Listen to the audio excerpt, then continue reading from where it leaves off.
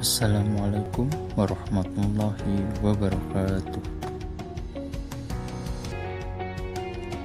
Hari ini kita akan membahas mengenai evaluasi pembelajaran pendidikan Pancasila dan kewarganegaraan. Pengertian evaluasi pembelajaran sendiri yaitu suatu proses menentukan tingkat pencapaian tujuan pembelajaran yang telah ditentukan sebelumnya melalui cara yang sistematis. Adapun pengukuran dan penilaian yang menjadi kegiatan utama dalam evaluasi pembelajaran sendiri. Adapun fungsi dari evaluasi pembelajaran sendiri. Fungsi dari evaluasi pembelajaran adalah untuk mengetahui sejauh mana kemajuan, perkembangan, serta keberhasilan peserta didik setelah melaksanakan proses pembelajaran dalam jangka waktu yang ditetapkan. Selanjutnya, hasil dari evaluasi pembelajaran dapat difungsikan dalam perbaikan cara belajar siswa. Hal ini terwujud dalam bentuk kegiatan remediasi atau pengayaan. Dalam melakukan evaluasi pembelajaran, ada alat yang digunakan, yaitu yang pertama ada non-tes dan yang kedua adalah tes. Non-tes adalah cara penilaian hasil belajar peserta didik yang dilakukan tanpa menguji peserta didik, tetapi dengan melakukan pengamatan secara sistematis.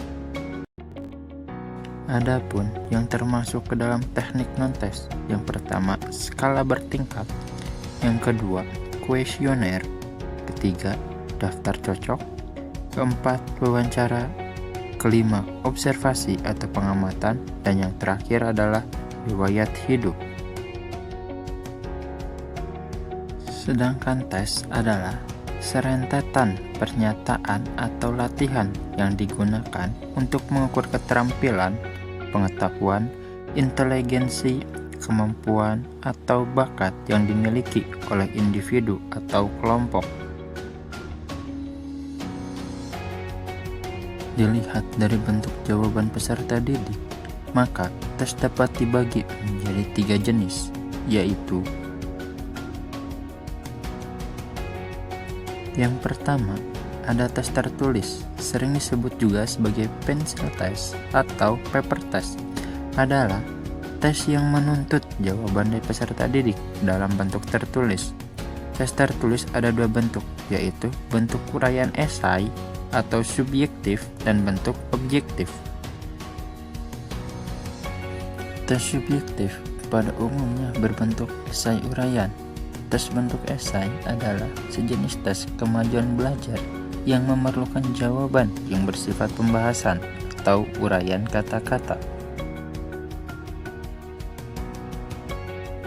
Sedangkan untuk tes objektif yaitu bentuk tes yang mengandung kemungkinan jawaban atau respon yang harus dipilih oleh peserta didik. Jadi, kemungkinan jawaban atau respon telah disediakan oleh penyusun soal. Untuk jenis tes yang kedua, ada tes lisan. Tes lisan adalah tes yang menuntut jawaban dari peserta didik dalam bentuk lisan. Peserta didik akan mengucapkan jawabannya dengan kata-katanya sendiri, sesuai dengan pertanyaan atau perintah yang diberikan.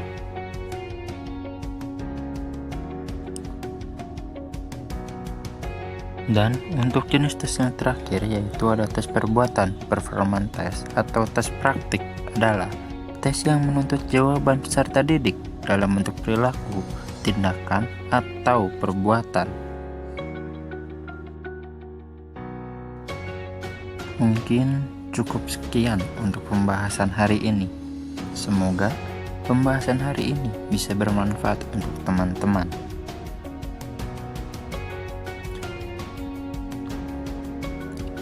Terima kasih atas segala perhatiannya. Wassalamualaikum warahmatullahi wabarakatuh.